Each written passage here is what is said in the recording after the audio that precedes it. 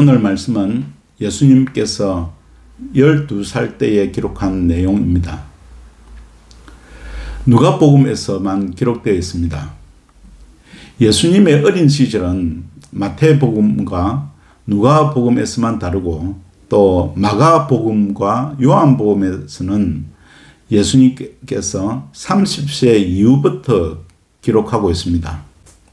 41절에 율법에 따라 요셉과 마리아는 해마다 6월절이면 예루살렘으로 갔습니다.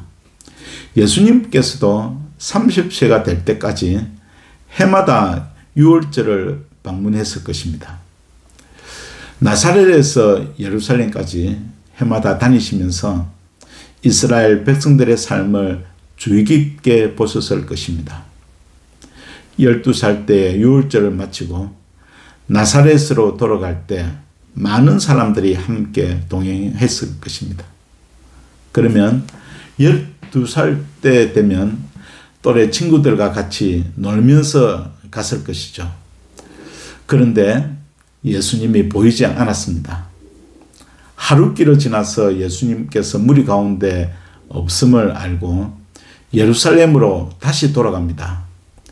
집으로 돌아갈 때는 하루길인데 다시 예수님을 찾아 백성으로 가는 길은 사흘길이라고 했습니다.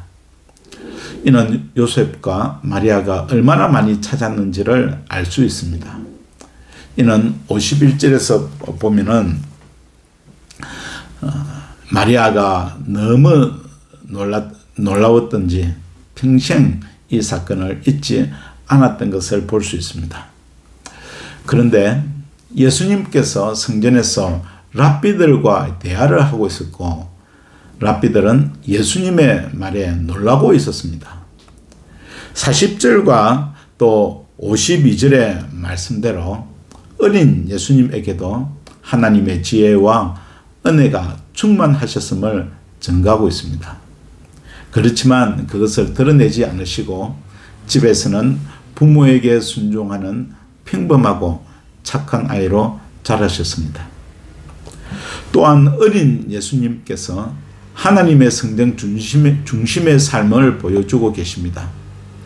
49절에 예수께서 이르시되 어찌하여 나를 찾으셨나이까? 내가 아버지 집에 있어야 될 줄을 알지 못하셨나이까? 예수님은 어려서부터 성전이 아버지의 집임을 깊이 인식하셨습니다. 오늘날 교회는 하나님의 성전이라는 인식이 많이 부족합니다.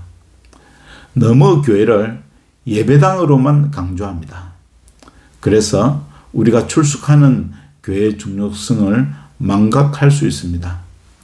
교회는 구원받은 무리들이 모이는 신령한 곳입니다. 그러므로 예수 그리스도의 이름으로 모이는 장소는 예루살렘 성전과 같은 의미가 있는 것입니다. 성도는 출석하는 교회 중심으로 생활을 해야 합니다. 오늘 말씀은 예수님께서 어린 시절처럼 하나님의 성전 중심의 삶을 본받을 수 있어야겠습니다.